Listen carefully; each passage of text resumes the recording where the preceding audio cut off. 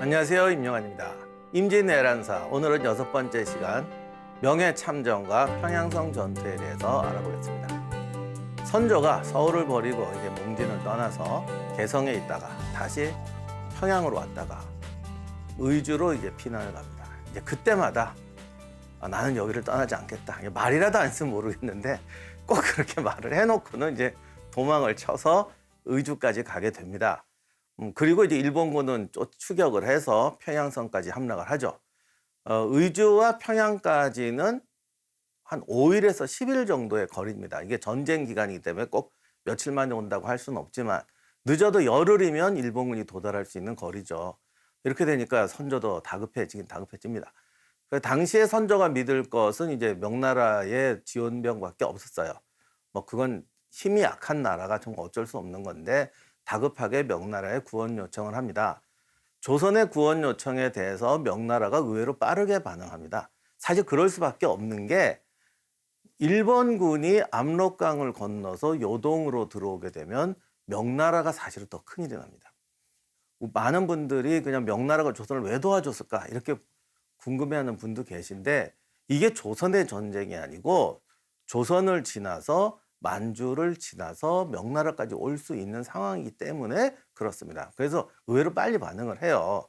그런데 이제 문제는 처음에 명나라가 좀 의심을 하죠.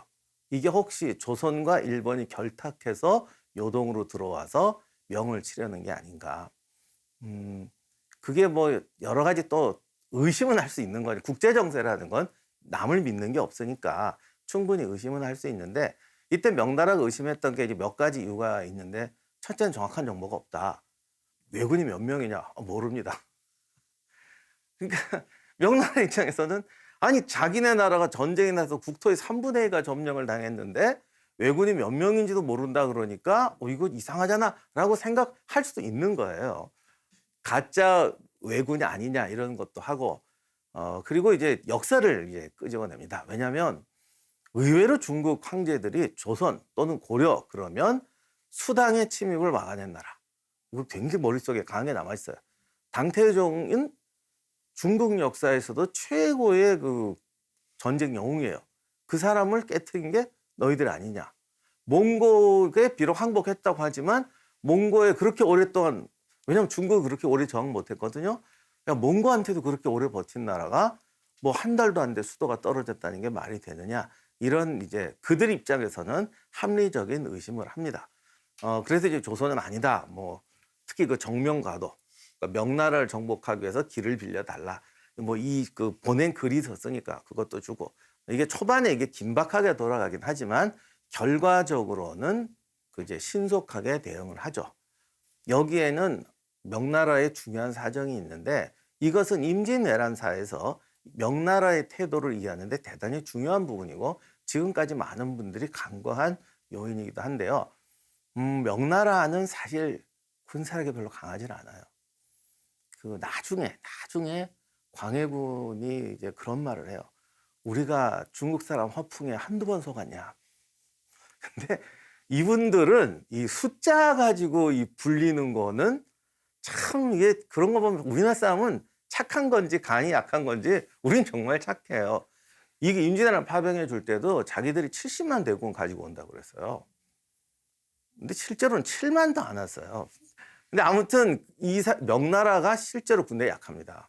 심지어는 남경에 군대가 100만이라고 그랬는데 일본군 200명, 300명 왜구가 쳐들어왔을 때도 구경만 하는 게 명나라예요. 그래서 실제로는 대외전쟁을 치룰 수 있는 군사력이 안 됩니다. 흔히 명나라 얘기를 하면 이제 북로 남해, 북쪽에 이제 몽고, 남쪽에 왜구 때문에 망했다 이런 말을 많이 하는데 이 왜구라는 게 대규모로 쳐들어온 게 아니지 아무리 많다고 그래도 근데도 10배 군사력을 가지고 쩔쩔매거든요. 근데 이때 또 문제가 뭐냐면 요동에서 누르하치가 성장하고 있었어요. 그러면 요동에서 누르하치를 막으려면 요동에 군대를 파견해야 되는데 여기다가 군대를 파견해 놓으면 또 국경이 위태로워질 수가 있어요. 그러니까 명나라라는 나라 자체가 자기네 국경에 군대를 배치하는 것도 무서워하고 그런 능력도 별로 없는 나라입니다. 사실 명나라가 아니래도 역사적으로 중국이 굉장히 무서워하는 지역이 만주 지역이에요. 국가를 이룩해서 중원으로 들어오는 걸 굉장히 무서워하거든요. 그런데 만약에 일본이 요동에 가서 여진족하고 결합해서 만리장성을 친다 그러면 명나라는 정말 위험해집니다. 그러니까 명나라 입장에서는 차라리 전쟁터를 조선으로 한정시켜 놓는 게 나은 거예요. 그러니까 이 사람들은 우리가 조선을 도와주러 오는 게 아니라 기왕에 이렇게 된 거 요동보다는 조선에서 싸운 게 나은 거죠. 그런 입장에서 신속하게 대응을 합니다. 또 만주까지 오지 않는다고 해도 만약에 일본이 조선을 점령하게 되면 지금 인천이나 충청도 쪽으로 해서 산동반도로 들어올 수가 있는데 명나라 수도가 여러분이 잘 아시듯 베이징이잖아요. 요동으로 들어가지 않고 조선만 점령한다고 해도 서해를 지나 산동반도나 텐진으로 상륙할 수가 있습니다. 명나라의 수도가 베이징이잖아요. 텐진에서 베이징까지는 또 금방이에요. 그러다 보니까 명나라 입장에서는 일본의 조선 침공이 절대 남의 나라가 얘기가 아니고 자기들의 명운이 달린 중요한 위협이 되었던 겁니다. 그래서 이제 신속하게 파견을 합니다. 그런데 최초의 파견이 7월에 요동 총병이었던 조승훈 또는 유격, 사유 이런 장군들이 오는데 겨우 3,500명이 옵니다. 말로는 뭐 70만 어쩌고저쩌고 하는데 겨우 3,500명이 오는데 사실은 아까도 말씀드렸지만 명나라가 해외에 파병할 수 있는 군대가 별로 많지가 않아요. 그래서 하여간 오기는 왔는데 이제 정보가 불확실하니까 평양성에 왜군이 얼마가 있는지도 잘 모르죠. 그런데 용감하게 7월 17일에 평양성을 공격을 합니다. 그래서 유명한 평양성 칠성문 쪽으로 공격을 하는데 정말로 일본군을 얕봤는지 그냥 마구 돌격을 해요. 그래서 선봉장이었던 사유는 여러 번 전투에 참전했던 꽤 유명한 장군이었는데 성벽을 타고 오르다가 총에 맞아 전사합니다. 그리고 왜군의 역습을 받아서 그 조승훈 부대가 거의 이제 큰 피해를 입게 되고 주요 지휘관들이 전부 전사하게 됩니다. 이게 좀 창피한 얘기지만 그때 같이 갔던 조선군은 거의 싸움에 참여를 못했다고 해서 또 이제 조승훈이 막 화가 내고 그러는데 아무튼 첫 전투에서 명나라군이 이제 참혹한 패전을 당하게 돼요. 다행이라면 일본군의 진격이 여전히 평양에 멈춰 있었다라는 겁니다. 요게 이제 미스터리 중에 하나인데 당시 평양에 있는 일본군이 그렇게 많지는 않았습니다. 그러니까 3,500명이 덤벼일 정도로 적지는 않았지만 그렇다고 해도 군대가 진격을 하려면 중간에 이게 보급로도 유지해야 되고 이렇게 병력을 깔면서 가야 되거든요. 그런데 이제 더 이상 이게 소위 말하는 진격 한계에 달한 거죠. 군량도 보급이 안 되고 이건 이제 조선 수군과 의병들이 활약하게 되면서 군량 보급이 안 됐던 것이 가장 컸고 군량 보급을 유지하기 위해서 중간에 이렇게 서울에서 부산까지 18개가 넘는 중간 기지를 만들었어야 되는데 기지 하나에 500명, 300명씩만 둔다고 해도 2만 명이 넘는 병력이 중간에 투입됩니다. 이렇게 되니까 평양에서 의주까지 도저히 올 수가 없는 거죠. 이렇게 돼서 일본 본토에서도 이제 이 보고를 듣고 이제 자기들의 원래 전략이 차질이 생겼다는 걸 알게 됩니다. 그래서 요동까지 가는 건 이제 취소 내지는 보류하고 일단은 조선 정복을 완료하는 것을 1차적인 목표로 삼았습니다. 그러나 이제 뭐 그렇게 했다고 하더라도 더 이상 이제 평양 북쪽으로 진격할 수는 없었던 것이죠. 조선은 이 사정을 정확히 알았는지 몰랐는지는 정확하지 않지만 굉장히 위태위태한 상태에서 아무튼 일본군이 오지 않으니까 이제 빨리 명나라 군대가 오라고 요청을 하는 이런 상황이 벌어지게 됩니다. 이때 일본군들도 후퇴해서 왜냐하면 너무 보급선이 길다. 후퇴해서 서울 중심으로 방어선을 구축하자는 안과 아니다. 차라리 명나라까지 밀고 들어가서 압록강 넘어가서 이제 대적하자는 안이 대립하게 되는데 근데 이론적으로 압록강을 넘어가서 방어선을 칠 수가 없어요. 왜냐하면 조선이 사군육진을 압록강에서 멈춘 것도 거기서 가서 방어선을 치려면 또 200km, 500km를 진군해야 되거든요. 그러니까 병력이 어마어마하게 소모가 되지. 중간에 뭐 난 요만큼만 갈래. 군대라는 게 아무 데나 가서 요만큼만 갈래 이럴 수는 없거든요. 그러니까 일본군도 당시 이쪽 사정을 잘 몰랐거나 그냥 제가 뭐라고 하니까 나는 이렇게 말한다 좀 알력들이 심해가지고 그랬던 것 같은데 합리적인 안은 이제 서울로 내려가서 방어선을 치는 게 당시 일본군의 병력이나 군량 사정으로 보면 그게 최고 아니었던 것 같아요. 다행히도 일본군이 이 작전을 따르지 않고 이여성군이 도착하는 12월까지 무려 5개월 동안 평양에 머물러 있게 됩니다. 조승훈의 공격은 뭐 무참한 패배로 끝났지만 어쨌든 명이 참전한다는 것에 대해서 일본군이 굉장히 긴장했기 때문에 일본군을 머무르고 모험적인 시도를 못하게 하는 거죠. 이렇게 된 거 뭐 소수병력이라도 한번 올라가 보자 이런 시도를 못하게 한 데는 나름대로 의미가 있다고 하겠습니다. 아무튼 12월에 이여성이 4만 3천 명의 병력을 거느리고 조선에 도착합니다. 이때도 10만을 보낸다, 70만을 보낸다 하다가 하여간 여기 옵니다. 이여성은 사실상 요동의 군벌이었던 이성량의 아들입니다. 이성량은 원래 고려인의 후손이고 이것은 확실히 맞는 말이래요. 이여성이 참전할 때 큰아버지가 거기는 우리의 원래 고국이니까 가서 잘해라 라고 말했다고 그런 얘기도 있습니다. 하여간 그렇게 해서 형제들이 함께 참전하게 됩니다. 자, 이렇게 해서 이여성군이 도달하면서 첫 번째 타겟이 평양성이 됩니다. 평양성은 우리나라에 있는 성 중에서는 제일 뛰어난 요새입니다. 사실 우리나라 성이 산성이 많잖아요. 그러니까 산성이라는 거는 이제 지형에 의존하는 거거든요. 근데 이제 우리나라가 워낙 이 비탈이 좀 산비탈이 심하고 바위산이 많다 보니까 이제 산성은 잘 발달하는데 평지에 있는 읍성은 이게 설계 기술이 들어가야 됩니다. 근데 우리나라 성 같은 경우는 이제 벽돌이 또 우리가 잘 못 만들다 보니까 석성을 위주로 하니까 성이 굉장히 단단해서 대포에도 강하고 단단한데 이제 구조적으로 좀 다양한 구조를 만들지 못해요. 그러다 보니까 읍성은 아무래도 방어력이 뚝 떨어지게 되죠. 선조가 이제 서울을 이제 버리고 도주한 것에 대해서 비난들이 되게 많아요. 근데 당시 사람들도 비난을 하는데 그 보면은 그게 되게 논리적인 비난은 아니에요. 그러니까 막을 수 있다는 거예요. 왜 어떻게 막을 수 있냐? 뭐 선조가 나가서 병사들을 격려하고 뭐 이제 밤에 뭐 죽을 끓여서 병사들을 뭐 이렇게 먹여주고 그러면 병사들이 감동해서 죽기 살기로 싸울 테니까 어쩐 척도 물리칠 수 있다. 근데 이거는 정말 그 책에서 나오는 얘기지. 군대가 뭐 감동만 하면은 잘 싸울 수 있다는 건 이건 말이 안 되잖아요.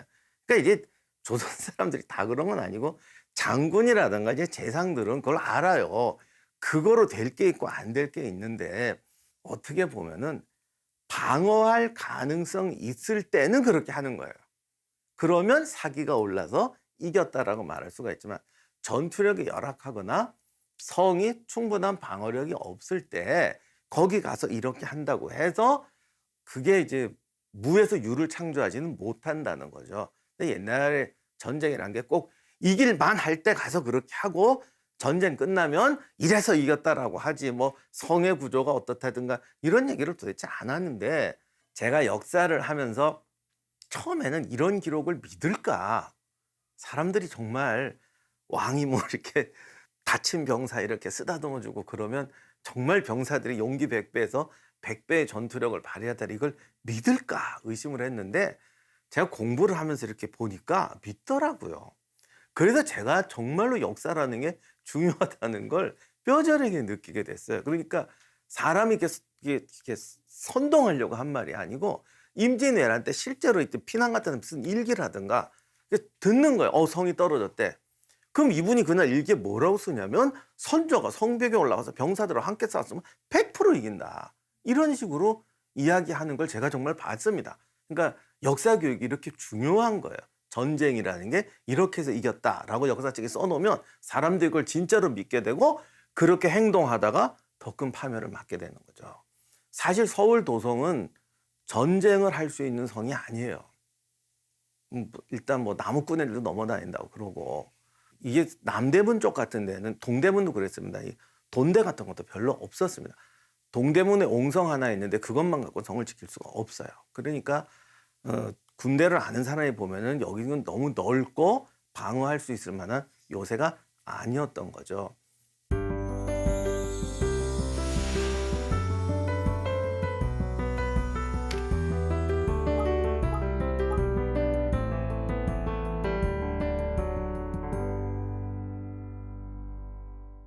그런데 평양성은 입장이 좀 달라요.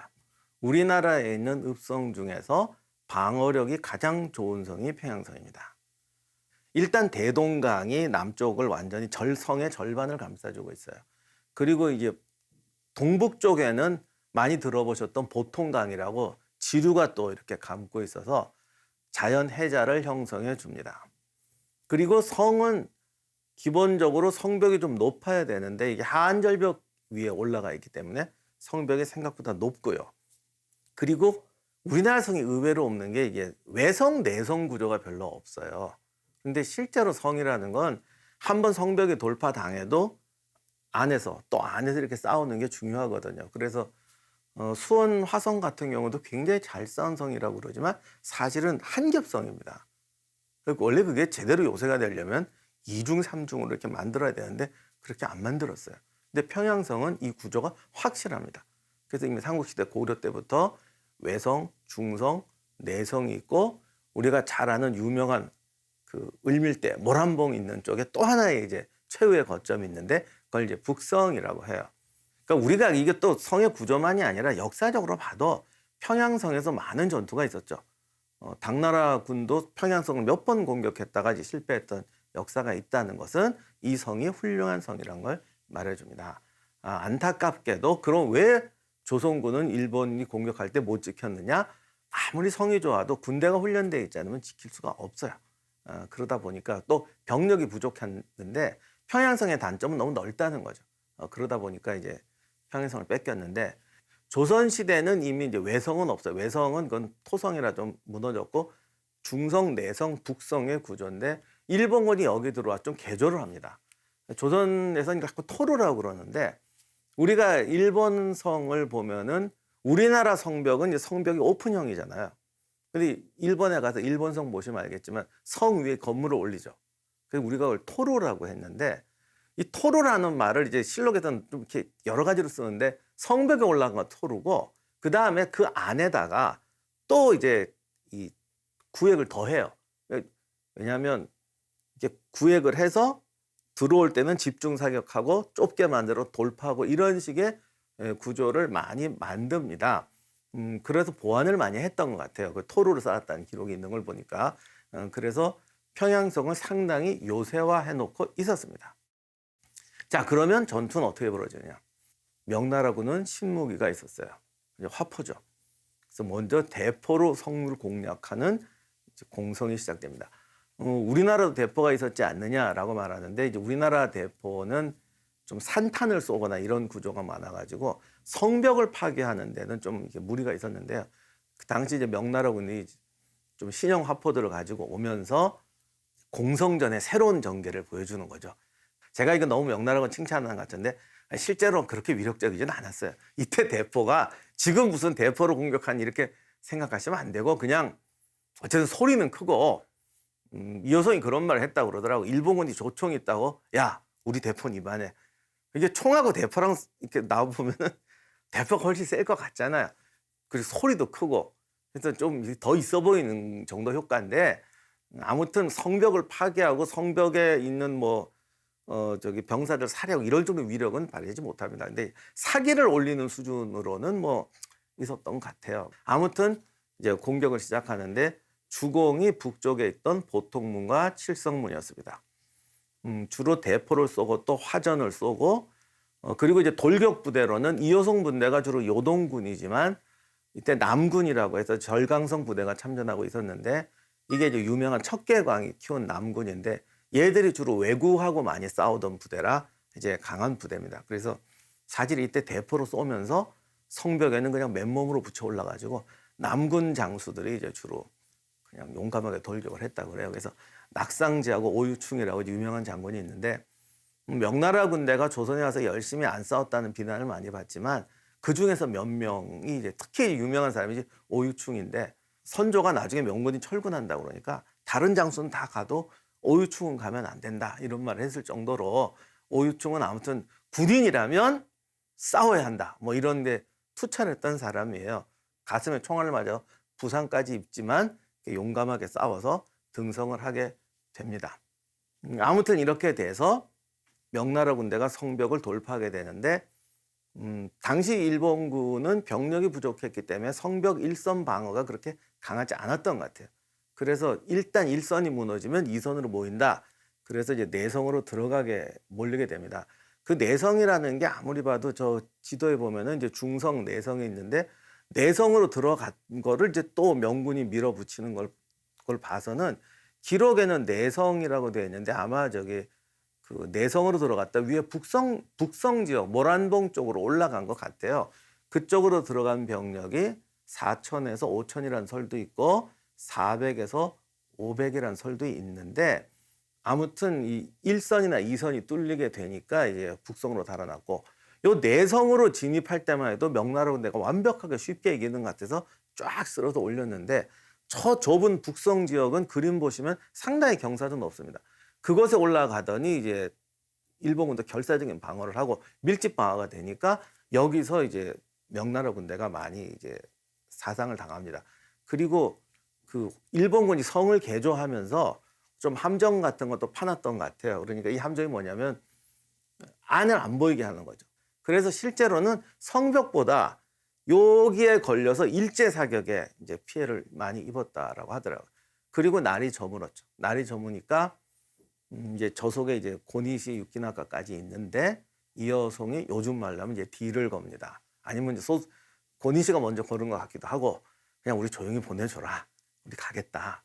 그래서 우리가 이런 거 가지고 이제 많이 분노를 합니다. 물론 뭐 분노할 만하죠. 그러나 이거는 이제 분노로 끝낼 게 아니라 우리가 냉철하게 보면은 남의 나라 전쟁에 들어온 외국 군대한테 우리가 어디까지 기대할 수 있느냐. 이게 이제 역사의 냉철한 부분이에요. 사실 명나라 군대가 용감하게 싸운 것도 맞긴 맞아요. 그러나 남의 나라 전쟁이잖아요. 여기서 우리가 내가 죽더라도 뭐 쟤들을 잡아서 여기서 전쟁 이런 마음은 아무래도 부족하고 우리 병사도 살리고 몰아내면 되지 않겠냐 이런 식으로 생각을 했던 것 같습니다. 그래서 안타깝기는 하지만 어느 나라든 남의 나라가 해주는 전쟁은 여기까지밖에 안 해준다고요. 우리가 인생을 살아도 그렇잖아요. 다른 사람이 나한테 어디까지 도와줄 수 있겠어? 내 인생을 대신 살아줄 수도 없는 거거든요. 그러니까 우리가 이런 부분을 냉철하게 보고 우리가 준비되어서 남의 도움을 받아야지 준비가 안 되고 남이 다 해주기를 바란다는 건 개인의 삶이나 집단이나 국가에선 있을 수 없는 일이라는 걸 이 평양성 전투를 통해서 우리가 명심해야 될 것 같습니다. 아무튼 초전에서 명나라 군대는 상당히 강한 요새에 공성전을 했음에도 불구하고 비교적 쉽게 이기게 되고 명나라 군대는 이제 자신감이 올라가게 됩니다. 실제 전과를 보면 적병 1285급을 참역했다 이렇게 되어 있는데 이건 이제 좀 잔인한 얘기지만 이거 했다는 건데 이제 제일 옛날 전쟁에서 알 수 없는 게 이거 숫자예요. 이게 생각보다 적어가지고 심지어 이수인 장군 전투도 뭐 20명 막 이렇게 되니까 이게 뭐냐 그러는데 거긴 더하죠. 이제 바다에서 싸우니까 이게 증거물이 몇 개 안 나와서 이게 문제인데 당시 이호송이 수급을 배지 못하게 했다는 말이 있습니다. 그거는 이제 두 가지로 생각해 볼 수가 있는데 하나는 이게 공성전이잖아요. 공성전이라는 거 밀어붙일 때 그냥 들어가야 돼요. 그러니까 밀 때 밀어붙여야 된다. 그만큼 이호송이 봐도 평양성이 만만치 않은 요새니까 밀어붙여야 된다 해서 이런 명령을 내렸을 수가 있고요. 또 하나는 당시 일본군 중에 조선인도 좀 섞여 있었어요. 근데 이게 그리고 이제 주민들도 있었을 텐데 이게 사람이 착한 병사는 이런 짓 안 해요. 근데 꼭 쓸데없는 병사들이 이러다 보면 민간인을 죽이기도 하고 뭐 이렇게 해서 가져오는데 그게 이제 정확히 구별이 안 되지 않습니까? 그래서 어쨌든 이 남의 나라 와서 명나라 군대가 조선인을 학살하면 안 되니까 이제 그런 명령을 내렸던 것 같습니다. 자, 그러면 이 평양성 전투의 결과는 뭐냐? 일단 왜군이 임진강 이남으로 후퇴하게 됩니다. 동시에 이렇게 되니까 함경도로 올라갔던 가토 키요마사도 이제 후퇴하게 됩니다. 왜냐하면 이쪽으로 갔는데 여기가 내려오게 되면 측면이 뚫리게 되니까. 그리고 사실 가토 키요마사도 함경도까지 올라가긴 했지만 점점 얇아져 갖고 아주 소수의 병력이 올라갔기 때문에 자기들 더 이상 버틸 수 없는 상황이었어요. 그래서 이제 함경도에서 철수하게 되고 안타까운 거는 유성룡의 징비록을 보면 후퇴하는 고니시 일행을 매복 공격하라고 김경로라는 장군한테 명령을 했는데 김경로가 명령을 이행하지 않았다고 되어 있습니다. 겁이 나서 안 한 건지 군대가 준비가 안 돼서 안 한 건지는 우리가 알 수가 없는데 이제 유성룡은 이때 고니시를 잡았으면 왜군 주력을 섬멸하는 건데 뭐 이렇게 되게 안타까워하고 심지어는 그때 가토는 함경도에 있었고 서울에는 이제 우키타 히데이에라고 도요토미 히데요시 양자였던 그 젊은 청년밖에 없었으니까 그대로 몰아갔으면 서울도 탈환할 수 있었다라고 주장하는데 그게 어디까지 옳은 말인지는 우리가 논증할 수는 없어요. 근데 이제 전쟁은 그렇게 됐다라고밖에 할 수가 없습니다. 그래서 유성룡은 가끔 이제 그런 얘기를 많이 하는데 여기에 대해서 신뢰하는 분도 있고 좀 이게 자기 입장이 많이 들어간 게 아니냐 보는 사람도 있는데 전쟁이 끝나면 항상 나오는 말이 그때 요랬더라면 이라는 부분은 세계 어느 나라 전쟁에서 다 나오는 건데 쉽게 이길 수 있는 전쟁은 아니었다. 그리고 나름 최선을 다한 전쟁이었다. 그러나 이제 한 가지 문제점은 이여성이 왜군을 좀 얕보게 되는 것이죠. 쉽게 끝낼 수 있는 전쟁이다 생각하면서 고니시를 놓아줬던 것이 다음번 사태를 예측할 수 없게 만듭니다. 아무튼 평양성 전투는 조선 전체로 봤을 때는 엄청 그야말로 역전, 이제 역전의 순간이었고 조선 전역의 사람들에게 정말 사기를 높여주는 커다란 사건이었습니다. 이때부터 임진왜란이 조선의 공세와 일본의 수세로 극적인 전환을 하게 됩니다. 오늘은 여기까지 하고 이 극적인 전환의 다음 이야기는 다음 시간에 계속하도록 하겠습니다.